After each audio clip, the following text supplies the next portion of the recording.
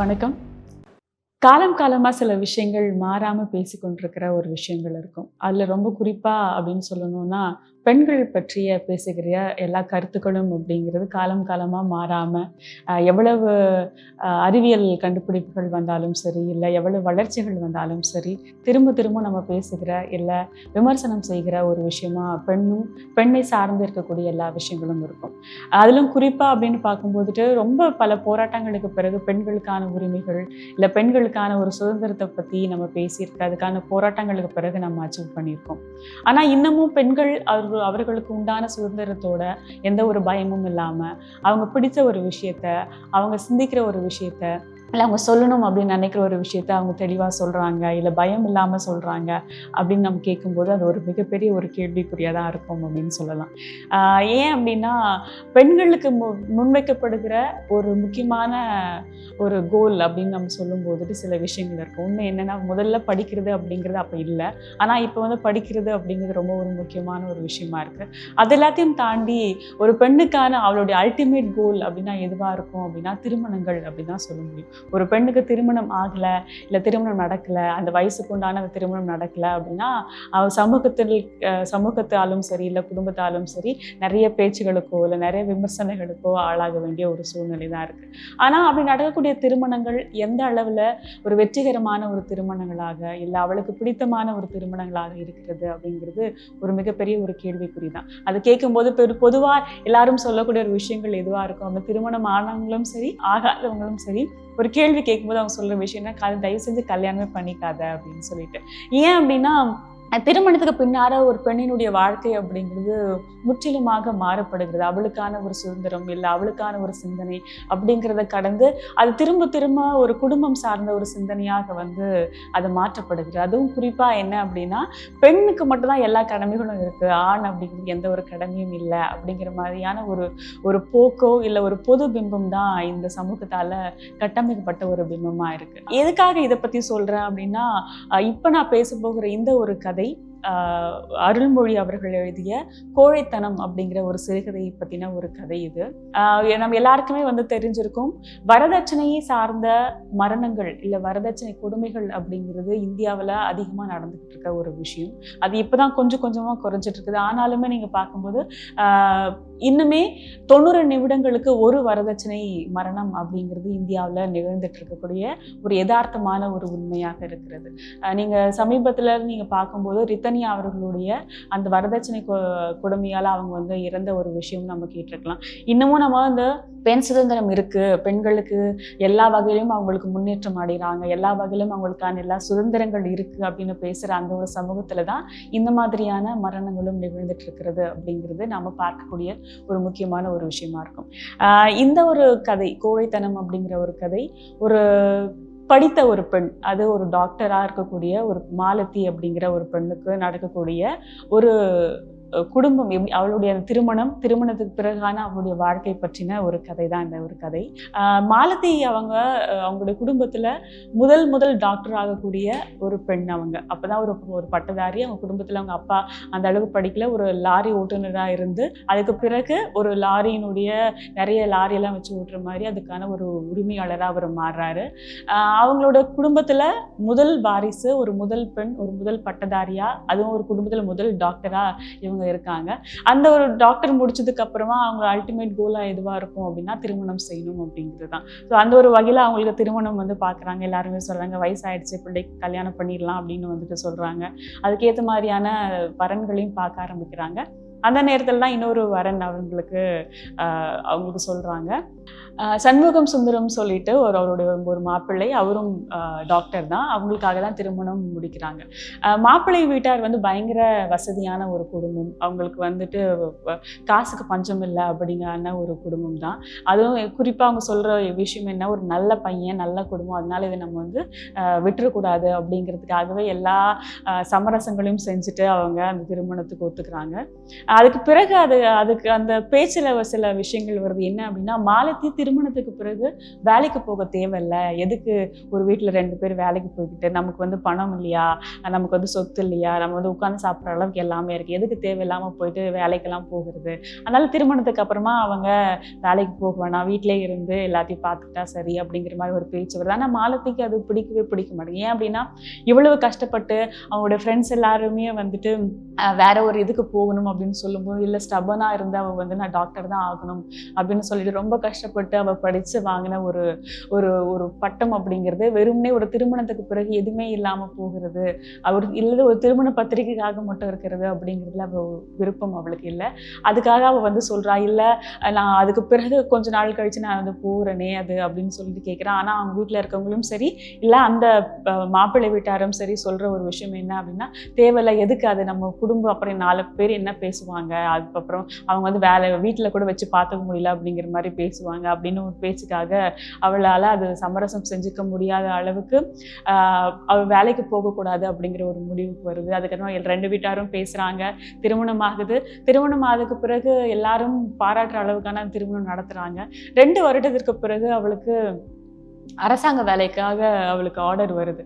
ஆனால் வீட்டில் அவங்களோட வீட்டில் அதை சம்மதிக்க மாட்டேங்கிறாங்க. ஏன்னா எதுக்காக போய்கிட்டு 2 வருஷம் ஆகுது, இன்னும் வந்துட்டு ஆப்வியஸாக கல்யாணம் ஆனதுக்கப்புறம் அவங்களோட பேச்சு எதுவாக இருக்கும், ஒரு வீட்டில் ஒரு குழந்தை இல்லையே அப்படிங்கிற மாதிரி ஒரு பேச்சு இருக்கும். அந்த ஒரு பேச்சும் அவளுக்கு வருது. வீட்டில் திரும்ப திரும்ப அவளுடைய ரொட்டீன் எப்படி ஆகுது அப்படின்னா, என்ன சமைக்கலான்னு பார்க்குறது, வீட்டில் அவங்கள வேலை வாங்குறது, அந்த வீடை பார்த்துக்கிறது, அங்கே இருக்கிறவங்களோட தேவையெல்லாம் பூர்த்தி செய்கிறது அப்படிங்கிற மாதிரி. அதுக்கு பிறகு அவளுக்கு அதுக்கு ரொம்ப ஒரு மொனாட்டனஸான ஒரு லைஃப் அவள் லீட் பண்ணிட்டு இருக்கா. அப்படின்னும் போது நான் திரும்ப என்னோட புத்தகங்களையாச்சும் நான் வந்து படிக்கிறேன், அதுவாச்சும் எனக்கு வந்து, ஏன்னா இடையில அவள் ப்ராக்டிஸ் பண்ணுறத நிறுத்திடுறா. ஆனாலும் அவளுக்கு வந்து கவர்மெண்ட் ஜாப் அப்படிங்கிறது, அரசு வேலை அப்படிங்கிறது அவளுக்கு வந்துட்டு தான் இருக்குது. 2 முறை வந்து அவர் ரிஜெக்ட் பண்ணிடுறாங்க. இந்த ஒரு சூழலை படிக்கலான்னு சொன்னால், அவங்க ஹஸ்பண்ட் எப்படியான ஒரு மனிதர் அப்படின்னா, வெளியே வீட்டில் யார்கிட்டையும் அவங்களோட விருப்பங்களோ இல்லை அவள் போகட்டுமே, அவள் செய்யட்டுமே அப்படின்னு பேசுறது இல்லை, பேசக்கூடிய ஒரு ஆள் கிடையாது. அந்த இடத்துல அவங்களுக்கு சப்போர்ட் பண்ணி பேசிட்டு, ஆனால் 4 செவருக்குள்ளே மட்டும் அந்த பெண்ணு மாலத்தி கிட்ட வந்து, உனக்கு விருப்பமாக இருக்கிறத நீ பண்ணு, அதுக்கு நான் எதுவும் தடை சொல்ல மாட்டேன் அப்படிங்கிற மாதிரியான ஒரு கணவனாக தான் சண்முக சுந்தரம் வந்து இருக்காங்க. இது வந்து அவளுக்கு பின்னாடி தான் ரொம்ப புரியுது. ஏன்னா முன்னாடி இருக்கும்போது எல்லாருமே என்ன நினைப்பாங்க, கணவன் நம்ம மேலே எவ்வளோ ஒரு அக்கறையாக இருக்காரு, நம்ம சொல்கிறதுக்கெல்லாம் நம்மளுக்கு சுதந்திரத்துக்கெல்லாம் வந்து அவர் எந்த ஒரு தடையும் இல்லாமல் இருக்காரு அப்படிங்கிற ஒரு எதிர்பார்ப்பு, ஒரு சந்தோஷம் அவளுக்கு மாலத்திக்கு இருந்ததுக்கு அப்புறம் பின்னாடி தான் அவள் புரிஞ்சுக்க ஆரம்பிக்கிறா. அந்த ஒரு எதிர்பார்ப்போ இல்லை அந்த ஒரு சுதந்திரத்தன்மையோ இல்லை அவளுடைய விருப்பங்களுக்கு ஓகே சொல்கிற விஷயங்கள் அந்த 4 செவத்துக்குள்ள மட்டுமே முடிஞ்சிருது அப்படிங்கிற ஒரு உண்மையை தன்மையை அவர் பின்னாடி புரியுது. இருந்தாலும் அவளை திரும்ப படிக்க ஆரம்பிக்கிறா. அவள் வீட்டிலேருந்து அந்த புக்ஸ் எல்லாம் கொண்டு வந்து படிக்க ஆரம்பிக்கிறா. அதுக்கும் ஒரு வீட்டில் பிரச்சனை பண்ணுறாங்க. வீட்டில் வரவங்களுக்கெல்லாம் யாரை வந்திருக்காங்க என்னென்னு பார்க்காம எனி டைம் படிச்சுட்டே இருந்தா எப்படி அப்படிங்கிற மாதிரி பேச்ச ஆரம்பிக்குது. ஒரு குழந்தை பெற்றுக்கலாம் அப்படின்னு இருக்க மாட்டேங்குது அப்படிங்கிற ஒரு பேச்சு அந்த இடத்துல வருது. அதுக்கப்புறம் அவங்க பேச்சு அடைக்கிற மாதிரி அப்புறம் அவளுக்கு குழந்தையும் பிறக்குது. குழந்தை பிறந்ததுக்கப்புறம் அவளோட முழு நேரமும் குழந்தைய பராமரிக்கிறது, அவங்க வீட்டை பார்த்துக்கிறது அப்படிங்கிறதுல அவளுடைய நேரம் போகுது. அதுக்கு இடையிலையுமே அவளுக்கு அந்த கவர்மெண்ட் ஜாப்க்கான அந்த ஆர்டர் வருது. ஆனாலும் வீட்டில் யாருமே சம்மதிக்க மாட்டேங்கிறாங்க. அது எப்படி சொல்லுவாங்கன்னா, எதுக்கு போயிட்டு, அதான் குழந்தை இருக்கு, அப்புறம் குழந்தைய யார் பார்த்துப்பாங்க அப்படிங்கிற ஒரு பேச்சு வருது. அப்புறம் அதுவும் பல்ல கடிச்சிட்டு கொஞ்ச நாள் இருக்கிறா. இது அவனுக்கு சொந்தமாக நடக்க முடியுது, சாப்பிட்ற அளவுக்கு அவன் வளர்ந்ததுக்கப்புறம் பள்ளியில் சேர்க்கறதுக்கான வயது வரும்போது, இன்னும் ஒரு 6 மாதம் தானே, அது வரைக்கும் பள்ளியில் சேர்க்கறது தானே அப்படின்னு சொல்லும்போது, 6 மாதம் நம்ம குழந்தை கூட இல்லாமல் அப்படி என்ன உனக்கு வேலை வேண்டி இருக்கு அப்படிங்கிற மாதிரியான ஒரு பேச்சு வருது. ஆனால் மாலதிக்கு உள்ளூர என்ன ஆகுது, வேலை அப்படிங்கிறது வெறுமனே பணம் சார்ந்தது அப்படிங்கிறது கிடையாது. ஒரு பெண்ணுக்கும் பணம் சார்ந்தது அப்படிங்கிறத தாண்டி அது அவளுக்கான ஒரு அடையாளம். அவ்வளவு கஷ்டப்பட்டு வெறும் ஒரு திருமண பத்திரிகையில போட்டுக்கிறதுக்காக ஒரு டிகிரி வாங்குறது அப்படிங்கிறதுக்காக அவள் படிக்கலைன்னா, அவ்வளோ ஒரு எதிர்பார்ப்புகளுக்கு பின்னாடி அவளா உருவாக்கி கொள்வதற்கான ஒரு விஷயமா தான் அந்த வேலையை அவள் வந்து பார்க்குறான். அந்த வேலையுமே அந்த குடும்பத்துல அவளுக்கு வந்து சொந்தமா கொடுக்க முடிய மாட்டேங்குது அப்படிங்கிற ஒரு சூழலுக்குள்ள அவள் தள்ளப்படுறா. அந்த 6 மாசமும் பொறுத்துட்டு சரி ஓகே பிள்ளை போகட்டும் அப்படிங்கிறதுக்காக பண்றான். இதுல அருள்மொழி ஒன்று எழுதுறாங்க. என்ன அப்படின்னா, குழந்தைய பார்த்துக்கல, இல்லை குழந்தைய விட்டுட்டு வேலைக்கு போறாங்க அப்படின்னா, அந்த பெண்கள் தாய்மைக்கான ஒரு குணாதிசயங்களோட இல்லாதவங்க அப்படிங்கிற மாதிரியான ஒரு பொது பிம்பம் இந்த இடத்துல இருக்கு. குழந்தை மேல பாசம் இல்லாம வந்து வேலையே கிடக்குறா அப்படிங்கிற மாதிரி. ஆனா வீட்டுல இருக்கிற ஒரு அப்பாவோ இல்லை வீட்டுல இருக்கிறவங்களோ வந்து குழந்தை மீது அந்த பாசத்தை காட்டல அப்படின்னா அது ஒரு பெரிய விஷயமே வந்து இந்த இடத்துல கிடைக்க மாட்டேங்குது. ஏன்னா அது என்ன மாதிரியான ஒரு பிம்பம் அப்படின்னா, பெண் அப்படிங்கிறது ஒண்ணு முழுக்க முழுக்க கணவனுக்காக எல்லாத்தையும் செய்யணும், பிள்ளைகளுக்காக எல்லாமே செய்யணும், அது வந்துட்டு ஒரு மருமகளா மாமியாருக்காக எல்லாமே செய்யணும், மாமனாருக்காக எல்லாமே செய்யணும் அப்படிங்கிற ஒரு தன்மையை தாண்டி அவளுக்காக அவ என்ன செஞ்சுக்கணும் அப்படிங்கிறத யாரும் இங்க பாக்குறது இல்ல.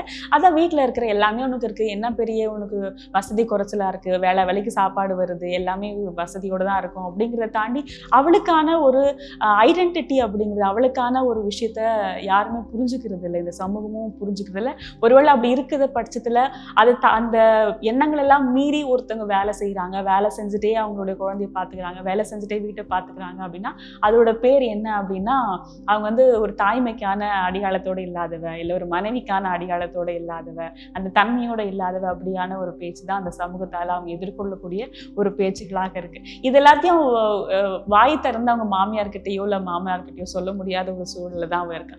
இந்த ஒரு இடையில தான் அவளுக்கு ரொம்ப வெக்ஸ் ஆகி போயிட்டு, இல்ல எப்படியாச்சும் நம்ம அந்த வேலையை கண்டிப்பா வாங்கணும், இப்படியே இருக்கும்போது என்னுடைய வாழ்க்கை நான் யாருன்னே தெரியாத மாதிரி போகுது அப்படிங்கிற ஒரு கட்டத்துல அவளுக்கு சமீபத்துல வந்திருக்கிற அந்த அப்பாயின்மெண்ட் ஆர்டர் வந்து போய் விசாரிக்கிறான். எனக்கு ஒருவேளை வேற எங்கேயாச்சும் டிரான்ஸ்ஃபர் கிடைச்சா, ஊருக்கிட்டே டிரான்ஸ்ஃபர் கிடைச்சா நான் போயிட்டு பண்ணலாமே அப்படின்னு, வேலை செய்யலாமே அப்படின்ட்டு அங்க போய் கேட்குறாங்க.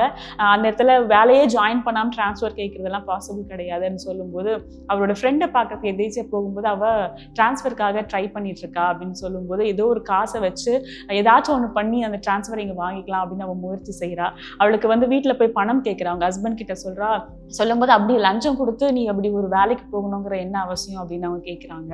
அது லஞ்சம் அப்படின்னு கிடையாது, எனக்கு வந்து ஆர்டர் நான் டிரான்ஸ்ஃபருக்காக தானே அது கொடுக்குறேன் அப்படின்னு கேட்கும்போது, சரி அதுக்காக அவ்வளோ லட்சத்தை நீ எங்கே போயிட்டு யார்கிட்ட போயிட்டு வாங்குவ, அவ்வளோ பணம் எங்கே இருக்குது அப்படின்னு ஒரு கேள்வி கேட்கும்போது அவளுக்கு ரொம்ப ஷாக்கிங்காக இருக்குது. இவ்வளோ காலம் இது உன்னோட வீடு, வீட்டில் வசதி கம்மியாக கிடையாது, பணத்துக்கு எந்த குறையும் இல்லாத அப்படின் போது, அப்போ அவளுக்காக ஒரு பணம் அந்த இடத்துல இல்லை அப்படிங்கும்போது அவளுக்கு ரொம்ப அது ஷாக்கிங்காகவும் இருக்குது. அவளுக்கு அந்த இடத்துல யாரு அப்படிங்கிற ஒரு கேள்விக்குறியோட அவள் நகர். அதுக்கு பிறகு அவள் யோசிக்கிறா, அவங்களோட வீட்டில இருந்து அவளுக்கு போட்ட நகையை அடமானம் வச்சு எப்படியாச்சும் பணம் ஏற்பாடு பண்ணி அந்த டிரான்ஸ்ஃபர் பண்ணலாம் அப்படின்னு அவள் நினைக்கிறா. அதுக்கேற்ற மாதிரி யார்கிட்ட சொல்லி நம்ம அடமானம் வைக்கிறதுன்னு அவளுக்கு தெரியல. அவரோட ஒரு தோழியோட ஹெல்ப்போட அடமானம் வைக்கிறா, அதுக்கான காசையும் அது செலவு பண்றான். ஆனா என்ன ஆகுதுன்னா, பின்னாடி எந்த ஒரு அந்த விஷயம் வந்தது ஏமாற்றத்துல போய் முடியுது. அவ என்ன ஆகுதுன்னா, இடையில அவங்களுடைய மாமியார் அவளை நோட் பண்றாங்க. எல்லா ஃபங்க்ஷனுக்குமே எல்லா நிகழ்ச்சிகளுக்கும் ஒரே அந்த நகைகளை தான் அவள் போட்டுட்டு வரா அப்படிங்கும்போது அவளுக்கு ஒரு சந்தேகம் வருது. அவளுக்கு என்ன அப்படின்னா, இதுக்கிடையில அவங்களோட வீட்லயும் அவங்களோட அப்பாவுக்கு முடக்குவாதம் வந்து அவங்க வீட்டுல இருக்கிற மாதிரியான ஒரு சூழ்நிலையும் வருது. அடிக்கடி போய் பார்த்தா அங்கவே வீட்டுக்கே போயிட்டு வர்றதா, அப்ப இங்க ஒரு வீடு இல்லையா அப்படிங்கிற மாதிரியான ஒரு கேள்விக்குள்ளாகவும் அவள் போகுது. இது மாதிரியான முழுக்க அவளுக்கு பிடித்த ஒரு விஷயத்த செய்ய முடியாத ஒரு சூழல். திரும்பவும் அவங்க அந்த இடத்துல திரும்ப அதே ஒரு விஷயத்த செய்யணும் அப்படிங்கிற மாதிரியான ஒரு சூழலுக்குள்ள மாலதி தள்ளப்படுறான்.